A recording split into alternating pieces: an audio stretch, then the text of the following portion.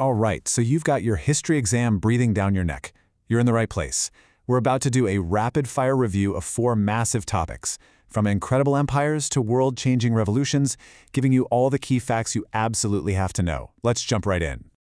Our goal here is super simple. Get you the most critical info fast. We're going to move quickly, so let's get focused. And we're starting with one of the most fascinating and complicated rulers in all of history. First up, the Mughal Emperor Akbar. His legacy is, well, it's a study in contrasts. On one hand, you have this brilliant, visionary administrator. On the other, a completely ruthless conqueror. We're going to look at how he built his empire and the brutal methods he used to hold it all together. So how did Akbar pull this off? Well, he had a pretty sophisticated toolkit. He brought in the Mansabdari system, which was this clever ranking system for his nobles, giving him direct, personal control over his entire military and government. Then he abolished the jizya, a tax that only non-Muslims had to pay. This was an absolute masterstroke that won him the loyalty of millions of his Hindu subjects. His finance minister, Todar Mal, brought in revenue reforms that made taxes fairer and stabilized the whole economy. And Akbar even promoted his own spiritual philosophy, din-i-ilahi, trying to blend different faiths to encourage tolerance. But maybe his smartest move of all? It involved the Rajputs. His Rajput policy was just pure pragmatism. I mean, why not ally with the Afghans? Simple. They had betrayed his father, Humayun, and kicked him out of India, so no trust there. And why try to make peace with the Rajputs instead of just conquering them? Well, do the math. There were hundreds of super strong Rajput forts. Taking just one could take half a year. A full military conquest was literally impossible in a single lifetime. So making alliances wasn't a sign of weakness, it was just incredibly smart. But, and this is a huge but, all of this stability came at a horrific price. When diplomacy didn't work, Akbar's methods were absolutely savage. After he finally captured the fort of Chittor in 1568, he ordered the massacre of 30,000 civilians. He crushed rebellions, like the one in Malwa, with mass killings and by enslaving women and children. He absolutely used terror as a weapon of the state. And to send a truly terrifying message to his enemies, Akbar used psychological warfare. After big victories like the Second Battle of Panipat, he would literally have his men build towers out of the severed heads of the soldiers he'd just defeated.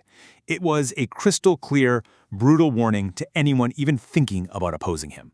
And for all his conquests, it's really important to have some context.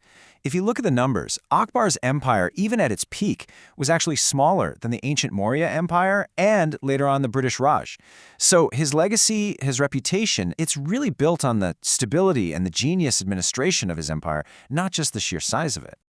And this brings us right to the central debate about his rule. He created a stable, prosperous, and relatively tolerant empire, but he did it through acts of unbelievable brutality. So was it worth it? That's the question historians are still wrestling with today. And as we're about to see, the foundation he built, it wasn't going to last forever.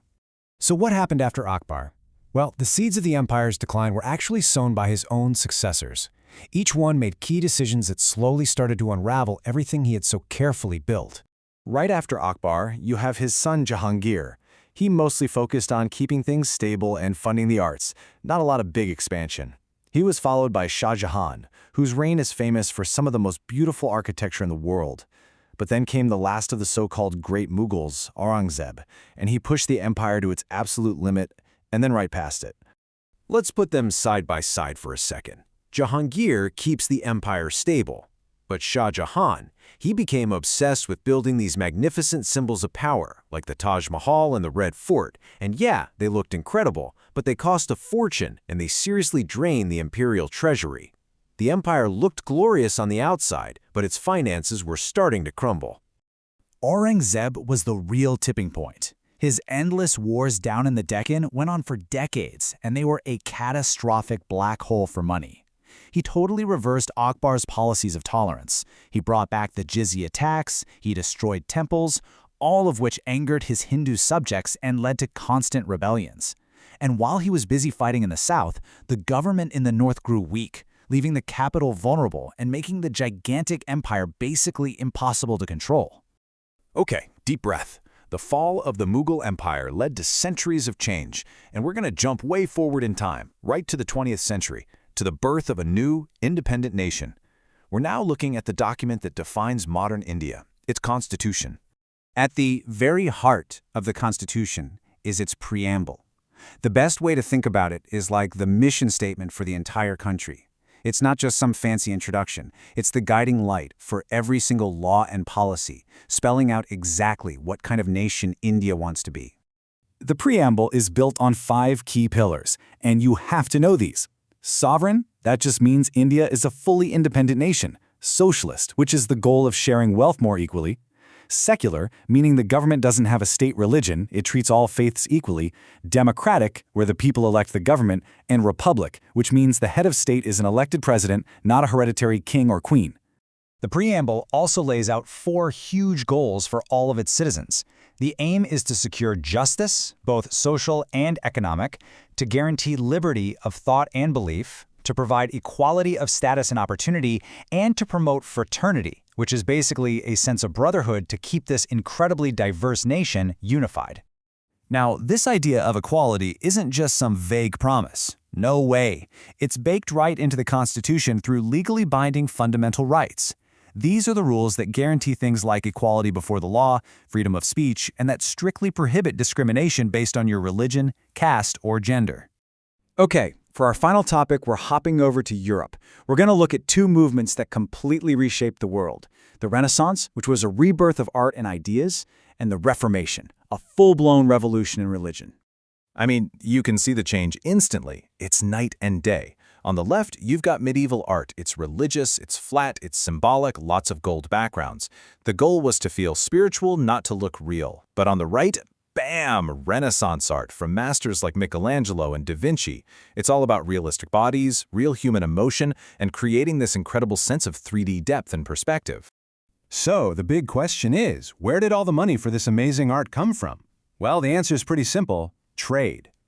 Cities like Florence in Italy got incredibly rich from things like banking and making cloth. This new wealth created powerful merchant families, you've probably heard of the Medici, who became patrons. They directly funded artists like Leonardo da Vinci and paid scholars. Bottom line, no trade, no Renaissance. It's that simple. Now, at the exact same time, a religious revolution was brewing. And as this quote makes totally clear, the Protestant Reformation was powered by a brand new technology.